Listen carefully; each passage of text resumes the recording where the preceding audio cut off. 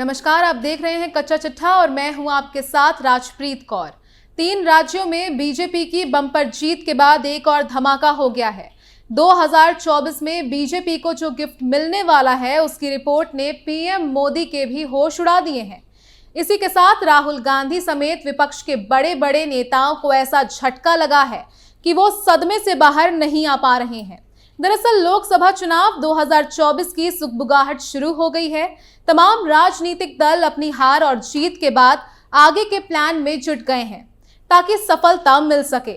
इसी बीच विपक्षी दलों का इंडिया गठबंधन बैठकें कर मोदी की आंधी को रोकने की तमाम कोशिश कर रहा है।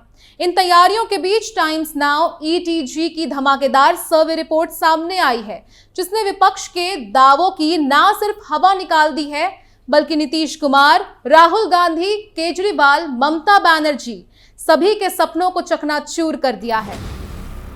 लोकसभा चुनाव को लेकर कराए गए टाइम्स नाउ ईटीजी सर्वे में देश की बड़ी तस्वीर निकलकर सामने आई है। पीएम मोदी एक बार फिर लोगों को चौंकाने वाले हैं। दरअसल बीजेपी लगातार तीसरी बार पूर्ण बहुमत की सरकार बनाती इस सर्वे में दिखाई दे रही है। तो आगे कुछ बताएं, उससे पहले टाइम्स नाउ ईटीजी का सर्वे क्या कहता है और कैसे बीजेपी का जादू इस बार धमाकेदार तरीके से चलने वाला है, चलिए बताते हैं। बीजेपी को पार्टी को अपने दम पर देश में 308 से 328 सीटें मिलने का अनुमान जताया गया है। वहीं विपक्षी गठबंधन इंडिया बहुमत से कोसों दूर दिख रही है। इंडिया गठबंधन की सबसे प्रमुख दल कांग्रेस को अपने दम पर एक बार फिर 52 से 72 सीटों पर जीत मिलने का अनुमान जताया गया है। सर्वे रिपोर्ट के मुताबिक एक बार फिर बीजेपी को पूर्ण बहुमत की सरकार बनवाने में उत्तर प्रदेश की भूमिका निभाने वाला है। बीजेपी को प्रदेश की 70 से 74 सीटों पर जीत मिलने का अनुमान जताया गया है।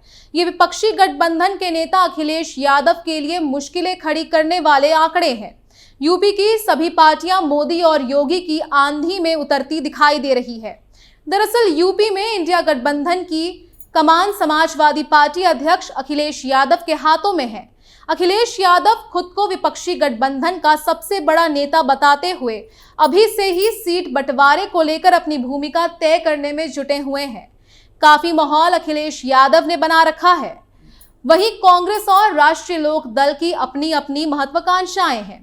इन सबके बीच लोकसभा चुनाव की तैयारी में बीजेपी अपनी जमीन मजबूत करने में जुटी हुई है। पार्टी चुनाव को ध्यान में रखते हुए उन इलाकों को टारगेट कर रही है जहां उसकी स्थिति मजबूत नहीं है। यहां भी मोदी की गारंटी के साथ पार्टी के कार्यकर्ता लोगों को जोड़ने के अभियान में जुटे हैं। पार्टी ऐसे इलाकों में मतदाताओं को साध रही है जहां मामला थोड़ा भी कमजोर होता दिख रहा है। बीजेपी भी मजबूती से लगी हुई है, तो वहीं विपक्षी चुनाव से पहले ही आपसी लड़ाई नहीं सुलझा पाया है। विपक्ष की सारी लड़ाई सीटों के बंटवारे पर टिकी हुई दिखाई दे रही है। जमीन पर पकड़ बनाने की कोशिश विपक्ष की फेल हो चुकी है, क्योंकि विपक्षी गठबंधन में काम कम बल्कि अपने अपने चेहरे को चमकाने का एजेंडा ज्यादा सेट किया जा रहा है। वहीं विपक्षी गठबंधन इंडिया के सामने अभी तक सबसे बड़ा संकट राजनीति का अभाव का है। गठबंधन के नेताओं को अभी यही समझ नहीं आ रहा है कि आगे क्या करना है, कैसे सामने वाली पार्टी को घेरना है। बस एक दूसरे को घेरने में ही विपक्ष के सभी दल अपना समय बर्बाद कर रहे हैं। यही रीजन है कि बीजेपी एक बार फिर अपना डंका बजवाने की तैयारी कर रही है। सबसे पहले सर्वे ने दिखा दिया कि बीजेपी 308 से 328 तक सीटों का आंकड़ा पार कर सकती है। हालांकि अभी माहौल थोड़ा बदलेगा, 1-2 सीटें ऊपर नीचे भी हो सकती हैं, तो उससे ज्यादा फर्क नहीं पड़ेगा। लेकिन एक बात साफ है, मोदी ने अपनी आंधी से इंडिया गठबंधन को उड़ा दिया है। माना जा रहा है कि लोकसभा चुनाव अप्रैल-मई से हो सकते हैं।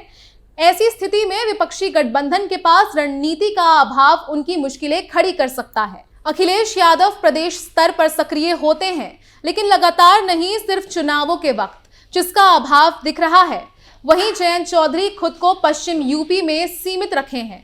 कांग्रेस की रणनीति बन ही नहीं पा रही है। इसका कारण पार्टी की यूपी प्रभारी प्रियंका गांधी वाड्रा का 1.5 साल से गायब होना है। पार्टी अध्यक्ष अजय राय अपने स्तर पर पार्टी को मजबूत करने का प्रयास कर रहे हैं, लेकिन बूथ स्तर को मजबूत करने और कैडर खड़ा करने में पार्टी अभी पिछड़ती दिख रही है। इसी के साथ टाइम्स नाउ ईटीजी सर्वे ने विपक्षी गठबंधन की तैयारी और दावों की पोल खोलकर रख दी है। अभी चुनाव होने की स्थिति में बीजेपी अपने दम पर प्रदेश की 70 से 74 सीटों पर जीत दर्ज कर सकती है। वहीं विपक्षी गठबंधन को 4 से 8 सीटों पर जीत मिल सकती है। मतलब कांग्रेस, समाजवादी पार्टी और राष्ट्रीय लोक दल मिलकर भी बीजेपी का मुकाबला कर पाने में प्रदेश में सफल होते नहीं दिख रहे हैं। वहीं भतीजे को राजनीतिक वारिस घोषित किए जाने के बाद मायावती कोई खास लाभ हासिल करती नहीं दिख रही है। आकाश आनंद को सीधे बीजेपी से मुकाबले के लिए अभी और तजुर्बा लेना होगा।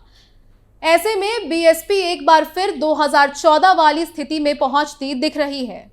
लोकसभा चुनाव 2019 में बीएसपी ने सपा के साथ गठबंधन कर सीटों को डबल डिजिट में पहुंचा दिया था। 2014 में बीएसपी को किसी सीट पर जीत नहीं मिली थी। वहीं 2019 के लोकसभा चुनाव में बीएसपी शून्य से बढ़ते हुए 10 सीटों पर जीत दर्ज करने में कामयाब रही। अब 2014 के लोकसभा चुनाव में पार्टी अपने दम पर उतरने का दावा कर रही है। ऐसे में सर्वे रिपोर्ट में पार्टी को 0 से 1 सीट मिलने का अनुमान जताया गया है। अन्य के खाते में 1 से 3 सीट जा सकती है। तो कुल मिलाकर बीजेपी यूपी में काफी मजबूत दिख रही है। इसका कारण पार्टी का एक स्थायी वोट बैंक दिखता है। दरअसल लोकसभा चुनाव 2014 में पीएम मोदी के वाराणसी सीट से चुनावी मैदान में उतरने के बाद ओबीसी वर्ग सीधे तौर पर पार्टी से जुड़ गया। इस वोट बैंक में कुछ छिटकाव यूपी चुनाव 2022 में दिखा, लेकिन पार्टी लगातार दूसरी बार राज्य की सत्ता में पूर्ण बहुमत के साथ वापसी करने में सफल रही। अब लोकसभा चुनाव 2024 में बीजेपी के पक्ष में कई मुद्दे आते दिख रहे हैं। इसमें सबसे बड़ा मुद्दा मोदी की गारंटी है। इस पर वोटर्स भरोसा जता रहे हैं। पीएम नरेंद्र मोदी के अलावा प्रदेश की राजनीति में अपने काम, कानून व्यवस्था के बुलडोजर मॉडल और विकास योजनाओं के जरिए छाप छोड़ने वाले योगी आदित्यनाथ का चेहरा भी प्रभावी हो गया है। लोकसभा चुनाव 2024 में भले ही पार्टी को करीब 9 सीटों का नुकसान हुआ था। लोकसभा चुनाव 2014 के 71 सीट के मुकाबले बीजेपी 62 सीटें जीतने में कामयाब हुई थी। लेकिन मोदी योगी की बदौलत पार्टी ने प्रदेश की 49.98% वोट पर कब्जा जमाया था। पार्टी का ये वोटों के लिहाज से देश के सबसे बड़े राज्य में शानदार प्रदर्शन था। लोकसभा चुनाव 2019 में बीजेपी के खिलाफ प्रदेश की 2 सबसे बड़ी सामाजिक समीकरणों को साधने वाली पार्टी एकजुट हुई थी। माई समीकरण वाली सपा और दलित मुस्लिम ओबीसी गठजोड़ के जरिए प्रदेश में सत्ता पाने वाली बीएसपी एकजुट थी। दोनों दलों के वोट प्रतिशत को देखा जाए तो 50% से अधिक वोट बैंक पर कब्जा इन दोनों पार्टियों का दिखता है। हालांकि कागज पर मजबूत दिख रहा समीकरण जमीन पर नहीं उतरा। वहीं बात करें 2 साल बाद 2019 के लोकसभा चुनाव में, तो बीजेपी ने सपा बीएसपी गठबंधन से बने माहौल की हवा ही निकाल दी। पार्टी ने 7.35% वोट स्विंग हासिल किया, 49.98% वोट बैंक पर कब्जा जमाया। वहीं सपा बीएसपी गठबंधन में शामिल रही बीएसपी 0.34% वोट शेयर के नुकसान के साथ 19.43% वोट हासिल करने में कामयाब रही। पार्टी को 10 सीटों पर जीत मिली। अखिलेश के नेतृत्व वाली सपा को 4.24% वोट शेयर का नुकसान हुआ।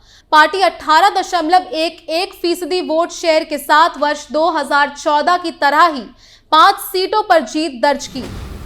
इस प्रकार महागठबंधन कोई खास असर नहीं डाल पाई। वहीं यूपी चुनाव 2022 में भले ही बीजेपी की सीटें घटी, लेकिन वोट स्विंग पॉजिटिव संकेत के साथ आया। पार्टी के पक्ष में 1.62% वोट स्विंग दिखा। बीजेपी 41.29% वोट शेयर के साथ 255 सीटें जीतने में कामयाब रही। वहीं सपा के पक्ष में 10.24% वोट स्विंग हुआ।